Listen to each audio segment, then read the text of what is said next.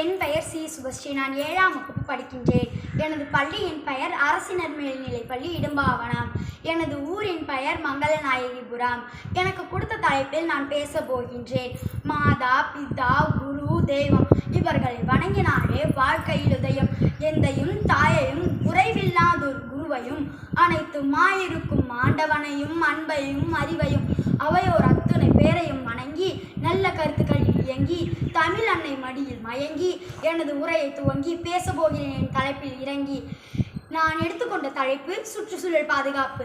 சுற்றுச்சூழல் பாதுகாப்பு என்பது இந்த பூமியை சுற்றியுள்ள இயற்கை மற்றும் செயற்கை பொருட்களின் ஒரு தொகுப்பே ஆகும். இப்பொழுது இருக்கும் அறிவியல் வளர்ச்சியில் ஒரு பக்கம் நன்மைகள் இருந்தாலும் மறுபக்கம் தீமைகள் சற்று அதிகமாகவே உள்ளன என்று சொல்லலாம். சுற்றுச்சூழல் மாசுபடுவதற்கான முக்கிய காரணிகள் நில மாசுபாடு, நீர் மாசுபாடு, ஒளி மாசுபாடு. நாம் இந்த பூமியில் வாழ்வது எவ்வளவு முக்கியமோ அதே அளவு தாவரங்களும் விலங்குகளும் இந்த நிலப்பரப்பில் வாழ்வது அவசியம். பாலித்தீன் மற்றும் பிளாஸ்டிக் பொருட்களை நிலத்தில் கொட்டுவதனாலும் புதைப்பதனாலும் நிலம் மாசு அடைகிறது. நாம் தயாரிக்கும் ரசாயன பொருட்கள் மற்றும் தாவரங்களின் கலக்கும் யூரியா மற்றும் பூச்சிக்கொல்லி போன்ற செயற்கை உரங்கள் மண்ணின் தன்மையை மாசு அடைய செய்வது மட்டுமின்றி அவற்றை உண்ணும் மனிதர்களுக்கும் பல நோய்களை உருவாக்கிறது. இப்புவியில் நீர் மாசுபாடு ஏற்படுவதற்கான முக்கிய காரணம் நீர் சேமிப்பதற்கான வடிகால் வசதி இல்லாமல் இருப்பதேயாகும்.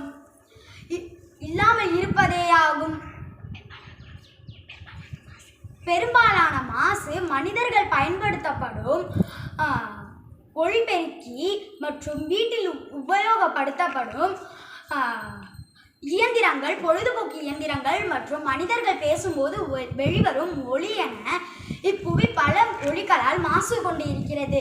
சூரியனிடம் இருந்து தேவையான ஆற்றலை பூமி எடுத்துக்கொள்கிறது.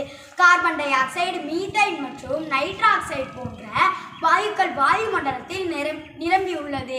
இவற்றை கிரீன் ஹவுஸ் வாயுக்கள் என்று அழைக்கப்படுகிறது. இந்த வாயுக்களில் இருந்து பூமி பாதி அளவு எடுத்துக்கொள்கிறது. இப்பொழுதெல்லாம் பருவங்களுக்கு ஏற்ப மழை பொழிவதில்லை. அதற்கு முக்கிய காரணம் மாறி வரும் வெப்பநிலையே ஆகும். நில வறட்சி, நில அரிப்பு மற்றும் நீர்நிலைகள் உவர்ப்பாவதற்கான அபாயமும் உள்ளது. ஓசோன் படலத்தில் ஓட்டை ஏற்படுவதற்கான முக்கிய காரணம் காற்றில் வெளிவரும் குளோரோஃப்ளோரோ கார்பன் மற்றும் மீத்தேன் ஆகும்.